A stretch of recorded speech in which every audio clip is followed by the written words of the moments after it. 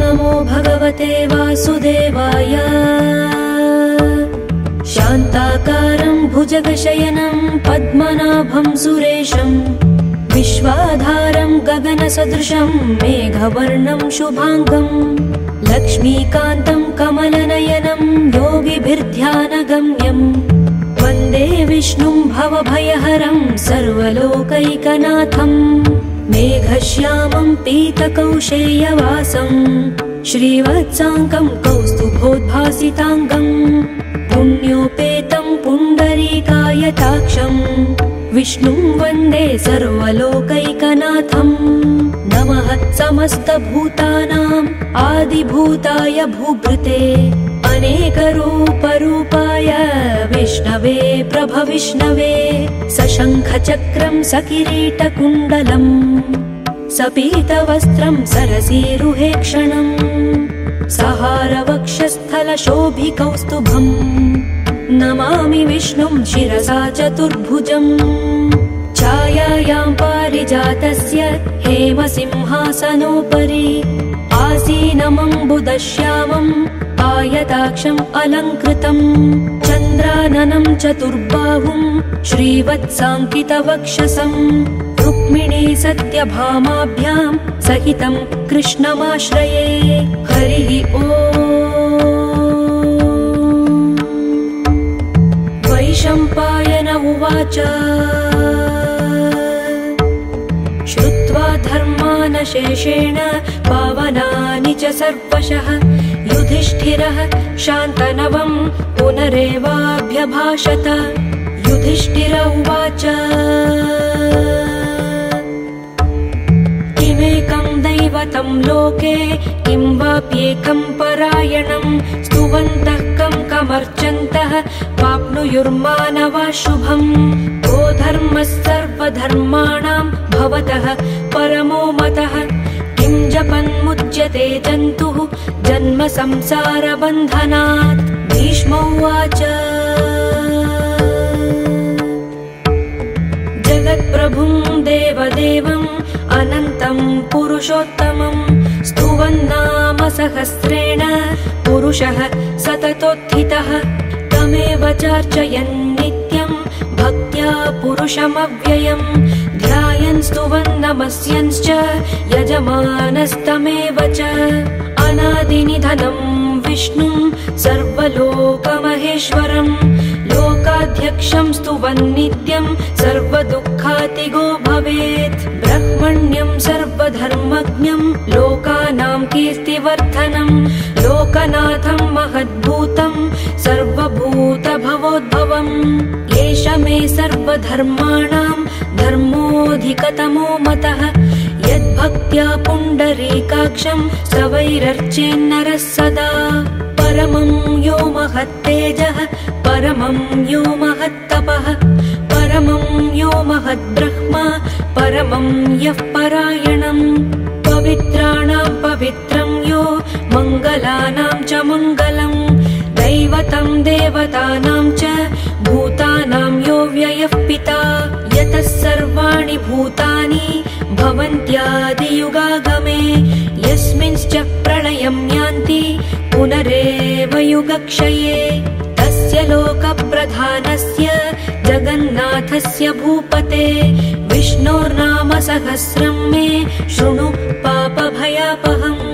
यानि नामानि गौणानि विख्यातानि महात्मनः ऋषिभिः परिगीतानि तानि वक्ष्यामि भूतये। ॐ नमो भगवते वासुदेवाय। विश्वं विष्णुर्वषट्कारो भूतभव्यभवत्प्रभुः भूतकृद्भूतभृद्भावो भूतात्मा भूतभावनः भूतात्मा परमात्मा च मुक्तानां परमागतिः अव्ययः पुरुषः साक्षी क्षेत्रज्ञोऽक्षर एव च योगो योगविदां नेता प्रधानः पुरुषेश्वरः नारसिंहवपुः श्रीमान् केशवः पुरुषोत्तमः सर्वः शर्वः शिवस्थाणुर्भूतादिर्निधिरव्ययः सम्भवो भावनो भर्ता प्रभवः प्रभुरीश्वरः स्वयंभूशम्भुरादित्यः पुष्कराक्षो महास्वनः अनादिनिधनो धाता विधाता धातुरुत्तमः अप्रमेयो हृषीकेशः पद्मनाभोऽमरप्रभुः विश्वकर्मा मनुस्त्वष्टा स्थविष्ठस्थविरो ध्रुवः अग्राह्यः शाश्वतो कृष्णो लोहिताक्षः प्रतर्दनः प्रभूतस्त्रिगकुब्धाम पवित्रं मङ्गलं परम् ईशानः प्राणदः प्राणो ज्येष्ठः श्रेष्ठः प्रजापतिः हिरण्यगर्भो भूगर्भो माधवो मधुसूदनः ईश्वरो विक्रमी धन्वी मेधावी विक्रमक्रमः अनुत्तमो दुराधर्षः कृतज्ञः कृतिरात्मवान् सुरेशः शरणं शर्म विश्वरेतः प्रजाभवः अहः संवत्सरो व्याळः प्रत्ययः सर्वदर्शनः अजः सर्वेश्वरः सिद्धः सिद्धिः सर्वादिरच्युतः वृषाकपिरमेयात्मा सर्वयोगविनिःसृतः वसुर्वसुमना सत्यः समात्मा संमितः समः अमोघः पुण्डरीकाक्षो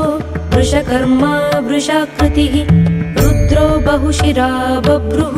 विश्वयोनिः शुचिश्रवाः अमृतः शाश्वतस्थाणुः वरारोहो महातपाः सर्वगः सर्वविद्भानुः विश्वक्सेनो जनार्दनः वेदो वेदविदव्यङ्गो वेदाङ्गो वेदवित्कविः लोकाध्यक्षः सुराध्यक्षो धर्माध्यक्षः कृताकृतः चतुरात्मा चतुर्व्यूहः चतुर्दंष्ट्रश्चतुर्भुजः भ्राजिष्णुर्भोजनं भोक्ता सहिष्णुर्जगदादिजः अनघो विजयो जेता विश्वयोनिर्पुनर्वसुः उपेन्द्रो वामनः प्रांशुः अमोघः शुचिरूर्जितः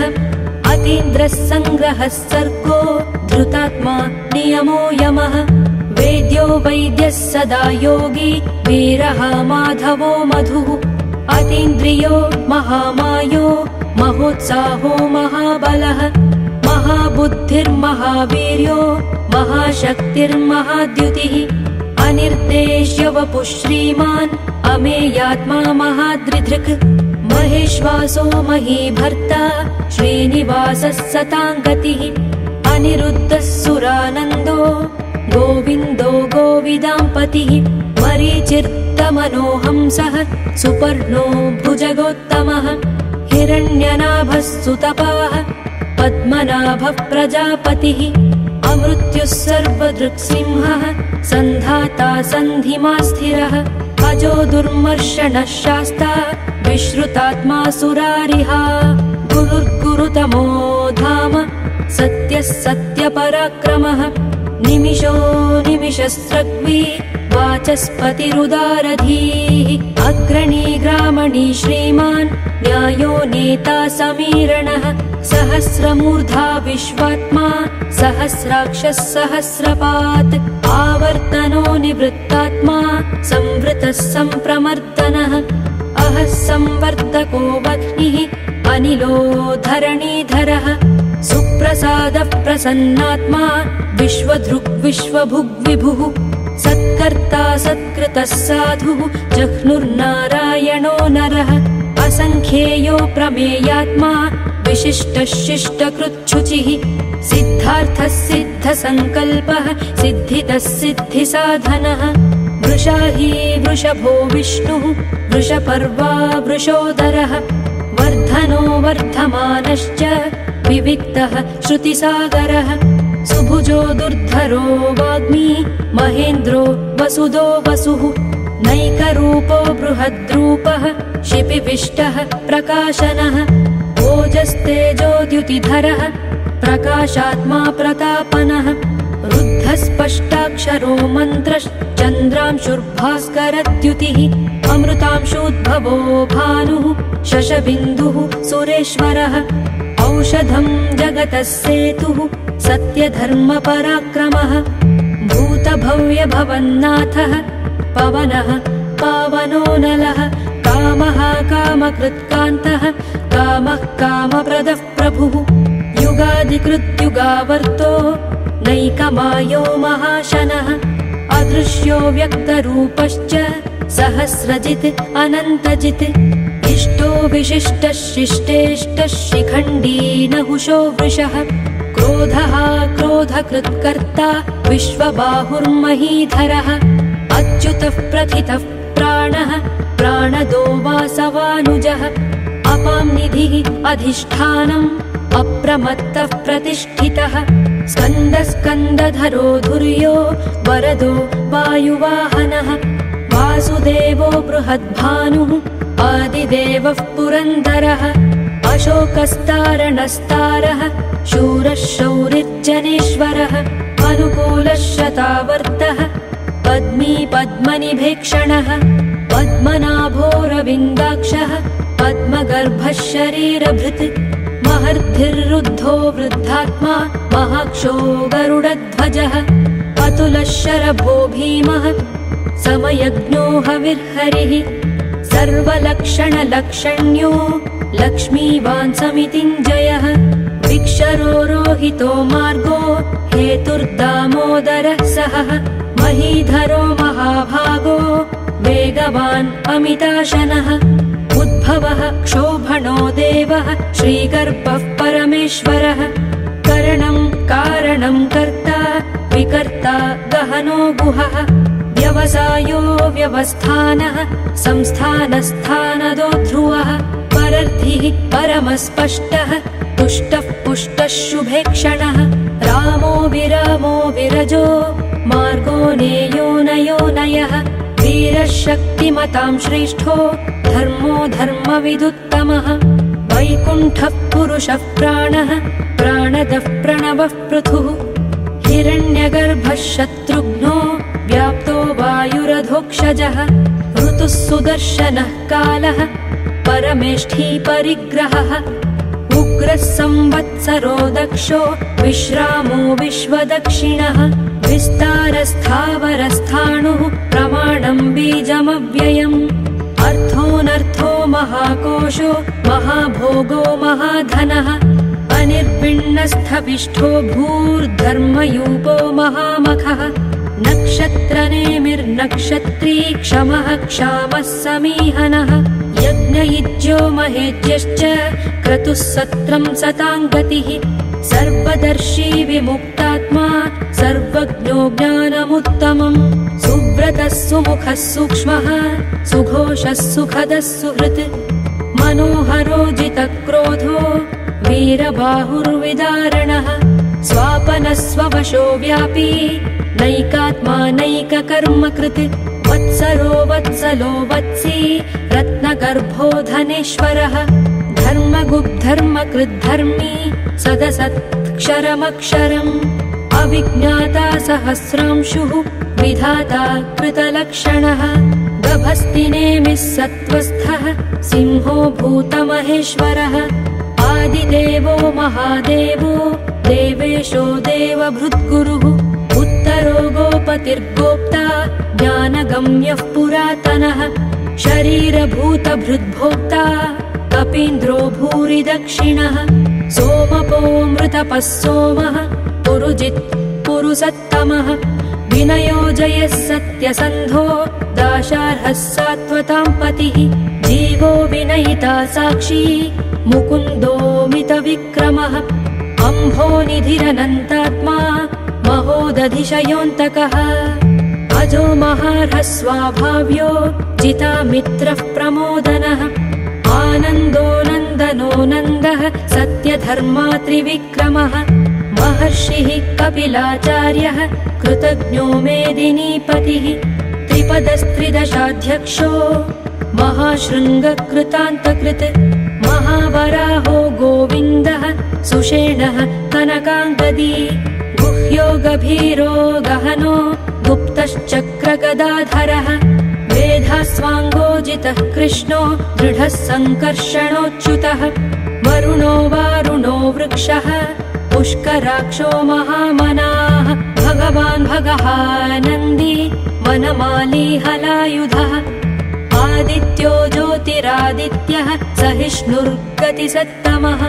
सुधन्वाखण्डपरशुः दारुणो द्रविणप्रदः दिवस्पृक् सर्वदृग्व्यासो वाचस्पतिरयो निजः त्रिसामासामगः साम निर्वाणं भेषजम्भिषक् सन्न्यासकृच्छमः शान्तो निष्ठा शान्तिः परायणम् शुभाङ्गः शान्तिदस्रष्टा कुमुदः कुवलेशयः गोहितो गोपतिर्गोप्ता वृषभाक्षो वृषप्रियः अनिवर्ती निवृत्तात्मा संक्षेप्ताक्षेमकृच्छिवः श्रीवत्सवक्षा श्रीवासः श्रीपतिः श्रीमताम्बरः श्रीदश्रीश श्रीनिवासः श्रीनिधिः श्रीविभावनः श्रीधर श्रीकर श्रेयः श्रीमान् लोकत्रयाश्रयः स्वक्षस्वङ्गः शतानन्दो नन्दिर्ज्योतिर्गणेश्वरः विजितात्मा विधेयात्मा सत्कीर्तिश्छिन्न संशयः उदीर्णः सर्वतश्चक्षुः अनीशः शाश्वतस्थिरः भूषयो भूषणो भूतिः विशोकः शोकनाशनः अर्चिष्मानर्चितः कुम्भो विशुद्धात्मा विशोधनः अनिरुद्धो प्रतिरथः प्रद्युम्नो मितविक्रमः कालनेमिनिहावीरः शौरिः शूरजनेश्वरः त्रिलोकात्मा त्रिलोकेशः केशवः केशिहा हरिः कामदेवः कामपालः कामीकान्तः कृतागमः अनिर्देश्य वपुर्विष्णुः वीरोऽनन्तो धनञ्जयः ब्रह्मण्यो ब्रह्मकृद्ब्रह्मा ब्रह्म ब्रह्म विवर्धनः ब्रह्मविद् ब्राह्मणो ब्रह्मी ब्रह्मज्ञो ब्राह्मणप्रियः महाक्रमो महाकर्मा महातेजा महोरगः महाक्रतुर्महायज्वा महायज्ञो महाहविः स्तव्यस्तव प्रियस्तोत्रम् स्तुतिस्तोतारणप्रियः पूर्णः पूरयिता पुण्यः पुण्यकीर्तिरनामयः मनोजवस्तीर्थकरो वसुरेता वसुप्रदः वसुप्रदो वासुदेवो वसुर्वसुमनाहविः सद्गतिः सत्कृतिः सत्ता सद्भूतिः सत्परायणः शूरसेनो यदुश्रेष्ठः सन्निवासः सुयामुनः भूतावासो वासुदेवः सर्वासुनिलयो नलः दर्पः दर्पदो दृप्तो दुर्धरोऽथा पराजितः विश्वमूर्तिर्महामूर्तिः दीप्तमूर्तिरमूर्तिमान् अनेकमूर्तिरव्यक्तः शतमूर्तिः शताननः एकोनैकः स वः कः किं यत्तत्पदमनुत्तमम् लोकबन्धुर्लोकनाथो माधवो भक्तवत्सलः सुवर्णवर्णो हेमाङ्गो वराङ्गश्चन्दनाङ्गदी वीरः विषमः शून्यो घृताशीरचलश्चलः अमानी मानदो मान्यो लोकस्वामी त्रिलोकधृत् सुमेधा मेधजो धन्यः सत्यमेधाधराधरः तेजो वृषोद्युतिधरः सर्वशस्त्रभृताम्बरः प्रग्रहो निग्रहो व्यग्रो नैकशृङ्गो गदाग्रजः चतुर्मूर्तिश्चतुर्बाहुः चतुर्व्यूहश्चतुर्गतिः चतुरात्मा चतुर्भावः चतुर्वेदविदेकपात् समावर्तो निवृत्तात्मा दुर्जयो दुरतिक्रमः दुर्लभो दुर्गमो दुर्गो दुरावासो दुरारिहा शुभाङ्गो लोकसारङ्गः सुतन्तुस्तन्तुवर्धनः इन्द्रकर्मा महाकर्मा कृतकर्मा कृतागमः उद्भवः सुन्दरः सुन्दो रत्ननाभः सुलोचनः अर्को वाजसनः शृङ्गी जयन्तः सर्वविजयी सुवर्णबिन्दुरक्षोभ्यः सर्वभागीश्वरेश्वरः महाह्रदो महागर्तो महाभूतो महानिधिः कुमुदः कुन्दरः कुन्दः पर्जन्यः पावनोऽनिलः अमृताशोऽमृतवपुः सर्वज्ञः सर्वतोमुखः सुलभः सुव्रतः सिद्धः शत्रुजिच्चत्रुतापनः व्यग्रोधोदुम्बरोऽश्वत्थश्चाणूरान्धनिषूदनः सहस्रार्चिः सप्तजिह्वः सप्तैधाः सप्तवाहनः अमूर्तिरनघो चिन्त्यो भयकृद्भयनाशनः अणुर्बृहत्कृशस्थूलो गुणभृन्निर्गुणो महान् अधृतस्वधृतस्वास्यः प्राग्वंशो वंशवर्धनः भारभृत्कथितो योगी योगीशः सर्वकामदः आश्रमश्रमणक्षामः सुपर्णो वायुवाहनः धनुर्धरो धनुर्वेदो दण्डो दमयिता दमः अपराजितः सर्वसहो नियन्ता नियमो यमः सत्त्ववान् सात्विकः सत्यः सत्यधर्मपरायणः अभिप्रायः प्रियार्होर्हः प्रियकृत् प्रीतिवर्धनः विहाय स गतिर्ज्योतिः सुरुचिर्हुतभुग्विभुः रविर्विरोचनः सूर्यः सविता रविलोचनः अनन्तो हुतभुग्भोक्ता सुखदो नैकजोऽग्रजः अनिर्विण्णः सदामर्षि लोकाधिष्ठानमद्भुतः सनातनतमः कपिलः कपिरव्ययः स्वस्तिदः स्वस्तिकृत् स्वस्ति स्वस्तिभुक् स्वस्ति दक्षिणः अरौद्रः कुण्डली चक्री विक्रम्यूर्जितशासनः शब्दातिगः शब्दसहः शिशिरः शर्वरीकरः अक्रूरः पेशलो दक्षो दक्षिणः क्षमिणाम्बरः विद्वत्तमो वीतभयः पुण्यश्रवणकीर्तनः उत्तारणो दुष्कृतिः पुण्यो दुःस्वप्ननाशनः वीरः रक्षणः सन्तो जीवनः पर्यवस्थितः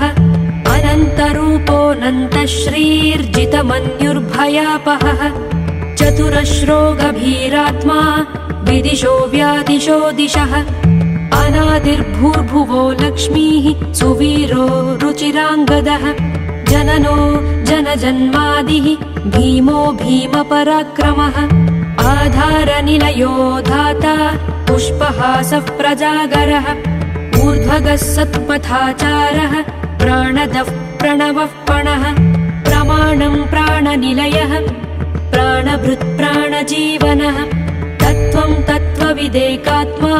जन्म मृत्युजरातिगः भूर्भुवः स्वस्तरुस्तारः सविता प्रपितामहः यज्ञो यज्ञपतिर्यज्वा यज्ञाङ्गो यज्ञवाहनः यज्ञभृद्यज्ञकृद्यज्ञी यज्ञभुक्यज्ञसाधनः यज्ञान्तकृद्यज्ञगुह्यम् अन्नमन्नादयेव च आत्मयोनिः स्वयं जातो वैखानः सामगायनः देवकीनन्दनः स्रष्टा क्षितीशः पापनाशनः शङ्खभृन्नन्दकी चक्री शार्ङ्गधन्वा गदाधरः रथाङ्गपाणिरक्षोभ्यः सर्वप्रहरणायुधः सर्वप्रहरणायुध ॐ नम इति वनमाली गदी शार्ङ्गी शङ्खी चक्री च नन्दकी श्रीमान्नारायणो विष्णुर्वासुदेवोऽभिरक्षतु वनमाली गदी शार्ङ्गी शङ्खी चक्री च नन्दकी श्रीमान्नारायणो विष्णुर्वासुदेवोऽभिरक्षतु वनमाली गदी शार्ङ्गी शङ्खी चक्री च नन्दकी श्रीमान्नारायणो विष्णुर्वासुदेवोऽभिरक्षतु इतीदं कीर्तनीयस्य केशवस्य महात्मनः नाम्नां सहस्रं दिव्यानाम् अशेषेण प्रकीर्तितम् य इदं शृणुयान्नित्यम्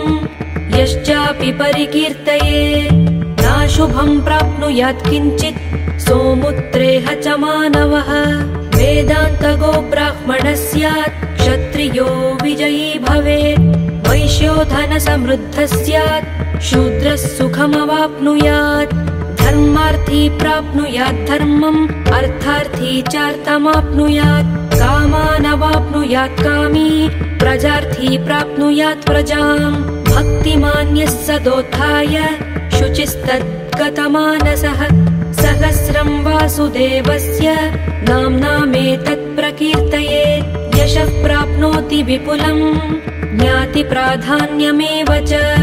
अचलां श्रियमाप्नोति श्रेयः प्राप्नोत्यनुत्तमम् न भयं क्वचिदाप्नोति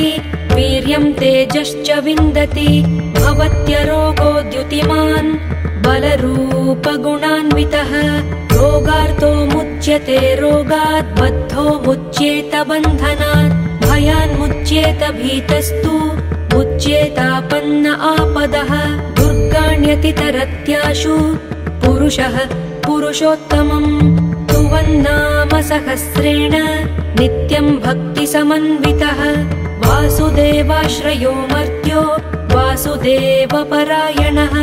सर्वपापविशुद्धात्मा याति ब्रह्म सनातनम् न वासुदेव भक्तानाम् अशुभं विद्यते क्वचित् जन्म मृत्युजरा व्याधि भयं नैवोपजायते इमं स्तवमधीयानः श्रद्धा भक्तिसमन्वितः युज्येतात्मसुखक्षान्ति श्रीधृतिस्मृतिकीर्तिभिः न क्रोधो न च मात्सर्यं न लोभो नाशुभामतिः भवन्ति कृतपुण्यानां भक्तानां पुरुषोत्तमे द्यौः स चन्द्रार्कनक्षत्र खं दिशो भूर्महोदधिः वासुदेवस्य वीर्येण विधृतानि महात्मनः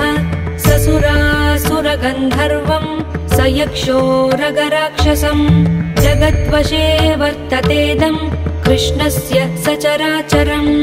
इन्द्रियाणि मनोबुद्धिः सत्त्वं तेजो बलं धृतिः वासुदेवात्मकान्याहुः क्षेत्रं क्षेत्रज्ञ एव च सर्वागमानामाचारः प्रथमं परिकल्प्यते आचारप्रभवो धर्मो धर्मस्य प्रभुरच्युतः ऋषयः पितरो देवा महाभूतानि धातवः जङ्गमाजङ्गमं चेदं जगन्नारायणोद्भवम् योगो ज्ञानं तथा साङ्ख्यं विद्या शिल्पादिकर्म च वेदाशास्त्राणि विज्ञानम् एतत् सर्वं जनार्दनात् एको विष्णुर्महद्भूतं पृथग्भूतान्यनेकशः त्रीन् लोकान् व्याप्य भूतात्मा भुङ्क्ते विश्वभुगव्ययः इमं स्तवं भगवतो विष्णोर्व्यासेन कीर्तितं पठेद्य इच्छेत् पुरुषः श्रेयः प्राप्तुं सुखानि च विश्वेश्वरमजं देवं जगतः प्रभवाप्ययम् भजन्ति ये पुष्कराक्षं न ते यान्ति पराभवम् न ते यान्ति पराभवम् ॐ नम इति। अर्जुन उवाच पद्मपत्रविशालाक्ष पद्मनाभसुरोत्तमा भक्तानामनुरक्तानां त्राता भव जनार्दन। श्रीभगवानुवाच यो मां नाम सहस्रेण स्तोतुमिच्छति पाण्डव सोऽहमेकेन श्लोकेन स्तुत एव न संशयः स्तुत एव न संशय ॐ नम इति। व्यास उवाच वासनाद्वासुदेवस्य वासितं भुवनत्रयं सर्वभूतनिवासोऽसि वासुदेव नमोऽस्तु ते श्रीवासुदेव नमोऽस्तु त ॐ नम इति। पार्वत्युवाच केनोपायेन लघुना विष्णोर्नाम सहस्रकम् पठ्यते पण्डितैर्नित्यं श्रोतुमिच्छाम्यहं प्रभो। ईश्वर उवाच श्रीराम राम रामेति रमे रामे मनोरमे सहस्रनाम तत्तुल्यं राम नाम वरानने श्रीराम नाम वरानन ॐ नम इति। ब्रह्मोवाच नमोऽस्त्वनन्ताय सहस्रमूर्तये सहस्रपादाक्षि शिरोरुबाहवे सहस्रनाम्ने पुरुषाय शाश्वते सहस्रकोटियुगधारिणे नमः सहस्रकोटियुगधारिणे नम ॐ नम इति। सञ्जय उवाच यत्र योगेश्वरः कृष्णो यत्र पार्थो धनुर्धरः तत्र श्रीर्विजयो भूतिः ध्रुवा नीतिर्मतिर्मम। श्रीभगवानुवाच अनन्याश्चिन्तयन्तो माम् ये जनाः पर्युपासते तेषां नित्याभियुक्तानां योगक्षेमं वहाम्यहम्। परित्राणाय साधूनां विनाशाय च दुष्कृतां धर्म संस्थापनार्थाय सम्भवामि युगे युगे। ॐ शान्ति शान्ति शान्तिः। हरिः ॐ। इति श्रीमन्महाभारते शतसाहस्र्यां संहितायां वैयासिक्यामानुशासनिके दानधर्मपर्वणि भीष्मयुधिष्ठिरसंवादे श्रीविष्णुसहस्रनामकथनं नाम 54,200तमोऽध्यायः। अनेन श्रीविष्णोर्दिव्यसहस्रनामस्तोत्रपारायणेन भगवान् श्रीगोपालकृष्णः प्रीयताम्। श्रीकृष्णार्पणमस्तु।